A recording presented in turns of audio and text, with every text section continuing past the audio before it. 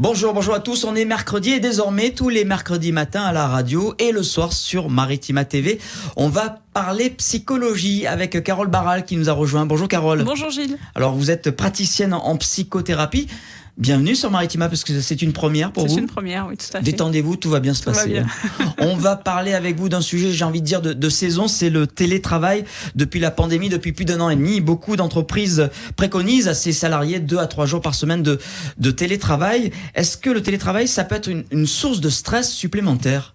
J'ai envie de vous dire non.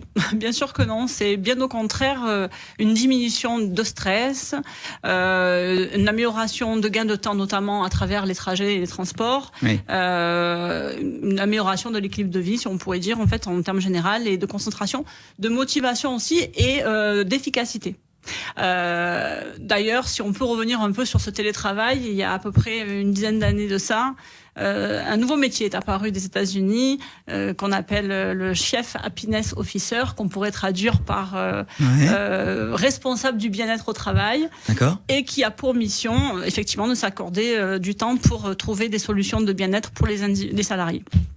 Et à travers les missions, on a retrouvé effectivement de modifier, on va dire, le rythme et les horaires de travail en proposant ce fameux télétravail. Oui, mais est-ce qu'on n'est pas tenté, puisqu'on travaille à la maison, de faire plus d'heures, puisqu'on se lève, on n'a pas le trajet, peut-être qu'on va travailler très tôt le matin dès le petit déjeuner, on se met au boulot en pyjama peut-être, et puis jusqu'au soir, et là on fait des heures, on se rend compte qu'on fait des heures, à créer du stress justement. Alors en fait, c'est effectivement, il faut trouver un rythme finalement, comme on le trouve au bureau, mais vous l'avez très bien dit, on peut travailler en pyjama, donc ça change la donne. C'est la tentation après le petit déj. C'est ça. Mais donc du coup on s'organise. Et on peut aussi s'organiser, travailler plus tôt, puisqu'on n'a pas ce temps de trajet en transport, et finir aussi sa journée plus tôt si on s'organise bien. Donc finalement, l'équilibre est de mise pour tout le monde, et aussi pour les entreprises. Alors évidemment, ça va demander aux chefs d'entreprise, aux managers, d'être moins dans le contrôle, évidemment, de perdre un peu cette... Il faut faire confiance. Il